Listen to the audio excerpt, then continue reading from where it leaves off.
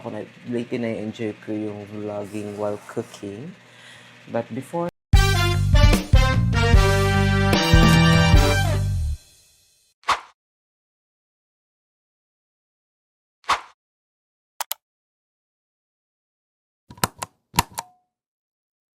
so welcome again to my channel. So, ayan, nandito na naman ulit tayo sa ating bahay. The last day, so nakaraan, kasi diba puro tayong mga food ganap, which is still now naman, nagagawin pa rin naman natin. So ako lately na-enjoy ko yung vlogging while cooking. For that, ayan guys, kakagalan lang din natin ng Cubao kahapon. And actually, hindi ako galing pa ng Cubao, galing pa tayo kalap sa bahay nila Bebang. Samahan kasi namin si Mami O and sa ganap namin doon sa kanila parang nung nakaraan. Kasi diba Independence Day kahapon. So, yun. Nakawin na din tayo since pagod. Mga oras na ako nagising. Ayan. Uy, na. Ayan. So, meron silang pasalubong sa amin lately. Actually, nag-render ako ng vlog ko. Tatapos ko lang din mag-edit. So, yun, meron silang konting gift. So, nabuksan na kasi yung kanyang late buy box. Actually, nung nakaraan pa to, parang nasa US siya. So, ngayon lang dumating. And this one, ayan. Ito yung mga pinamigay ni Mami O bago kami umuwi sa kanila. So, lately kasi nandito lang tayo sa bahay buong week. So, yun yung pinaka-achievement ko na tumagal ako sa bahay ng isang linggo. Isang linggo ba? Parang hindi yata.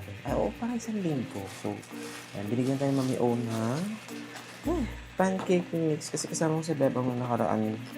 Kasama ko si Bebang that time nagpunta kami ng nag-grocery siya. So, ayan, nung punta na kami ka ng Mami O, binigyan naman ng ganito.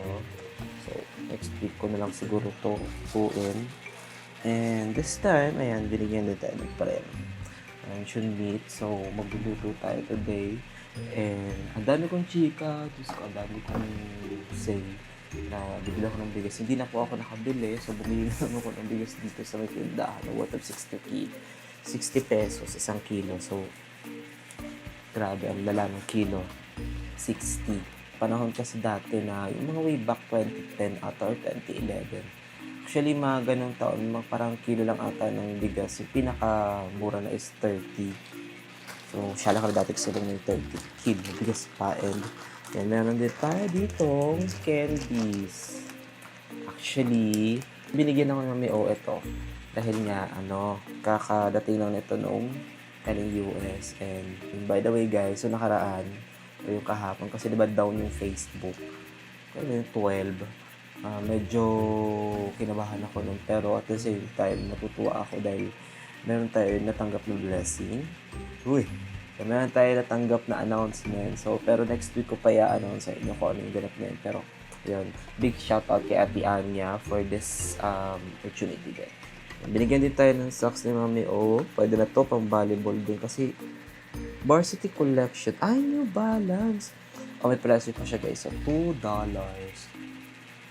Pero naka-red sticker. So, ibig sabihin, down price na siya. So, parang discounted na.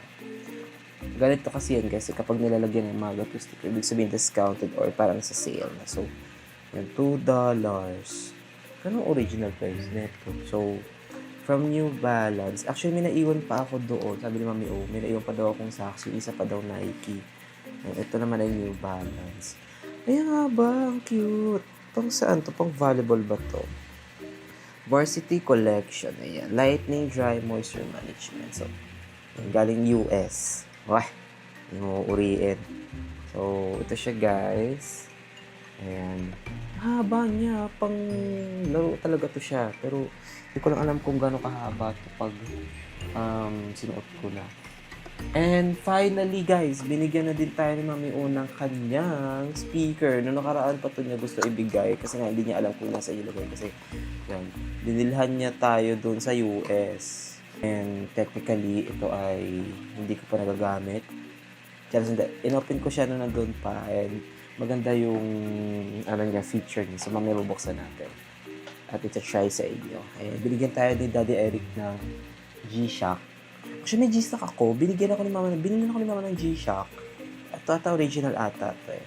Pero nung binili ako ng G-Shock na relo, it was way back, long time ago. Parang color black siya. So, nung sinuot ko yun, biglang di ba, kasi di ba yung G-Shock guys, water resistant or waterproof. Pero kasi depende kasi siya kung gaano katagal ibababad sa tubig. So, yung sa akin, yung binili niya yun, parang ang nangyari is, nalangoy ko ata yun siya. Nilangoy ko siya.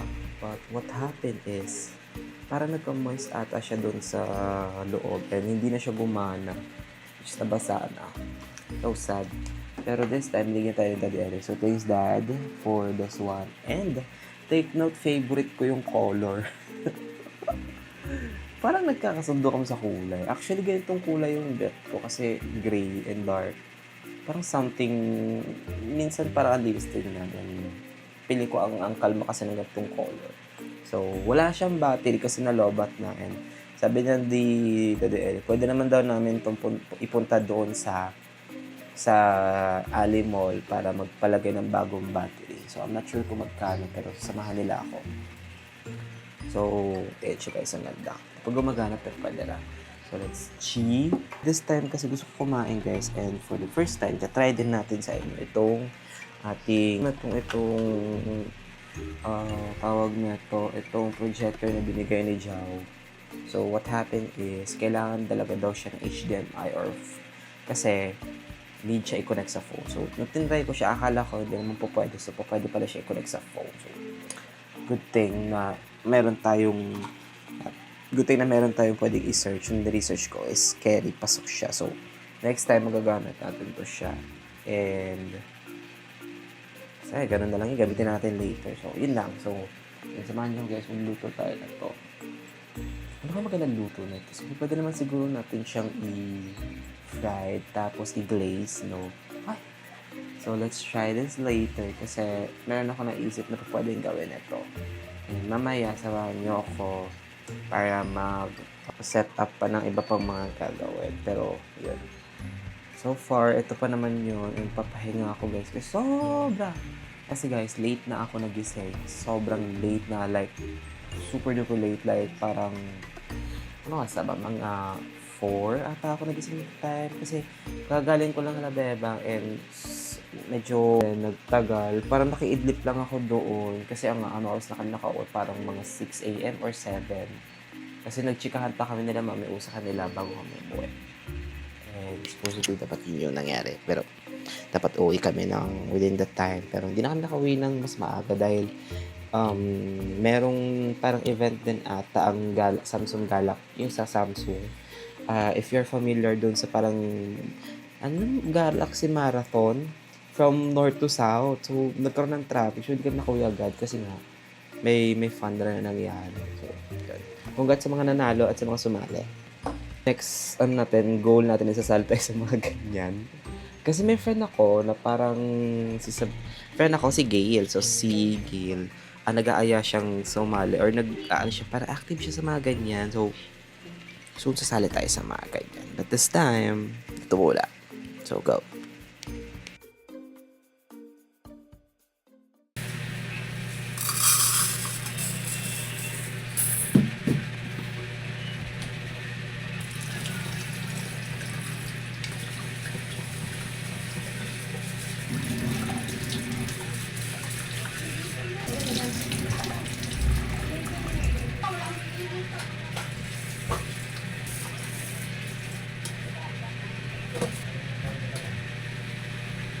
Guys, we're back and ngayon bubuksan na natin tong pram at ang gagamitin natin pang hiwa itong ating kitchen knife.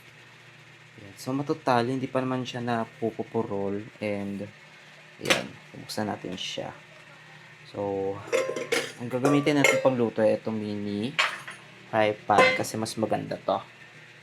Balak ko kasi hatiin siya into parang more slices. So, I've been searching for something na parang mas magandang, paano yung magandang luto dito. And may nakita ako. So, igagawin natin yun siya guys. But this time, syempre, ayan, hatiin muna natin siya into half. Dahil, ayan, so, ito, siya.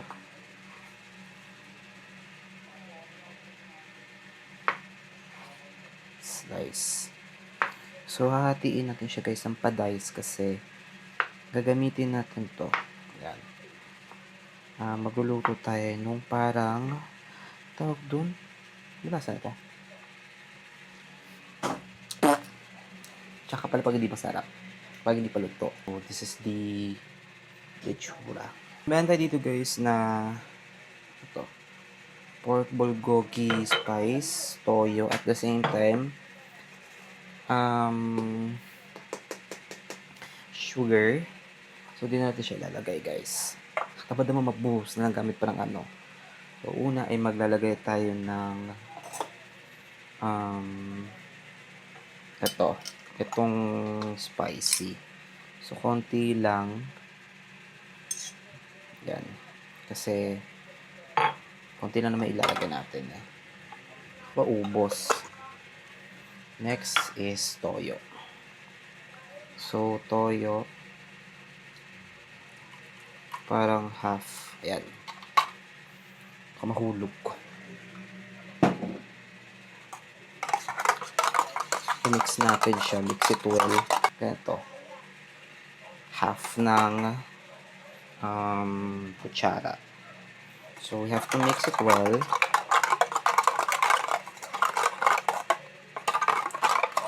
Ano natin?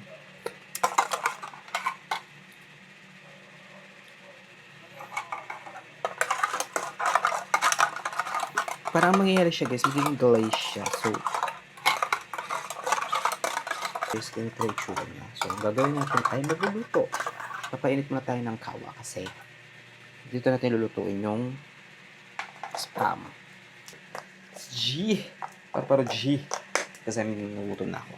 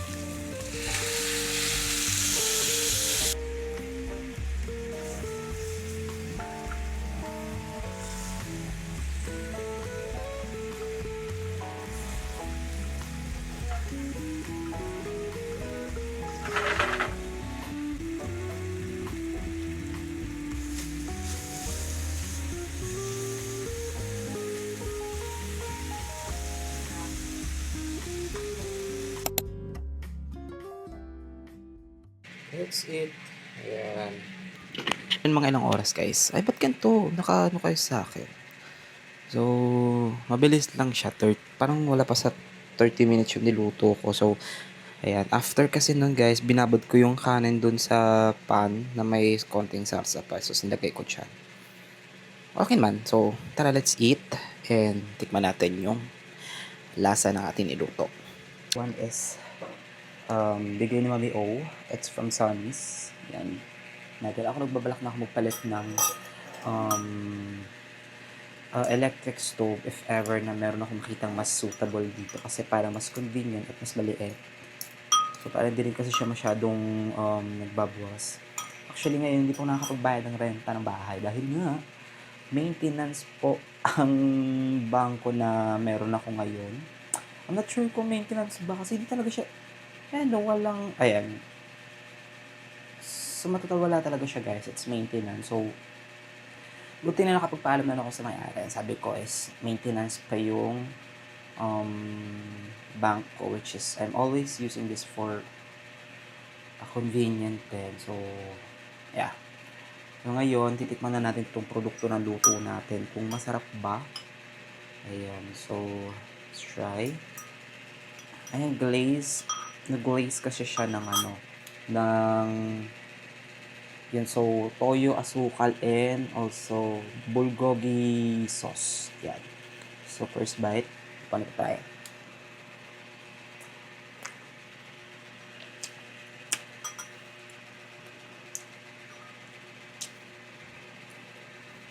Sarap. Malalasama yung toyo, asukal, tsaka yung bulgogi. Parang tocino. Goods. So, sasawsaw namin siya sa tomato ketchup na meron tayo. Yan. Goods. Masarap siya, guys. Ganyan na rin siya, guys.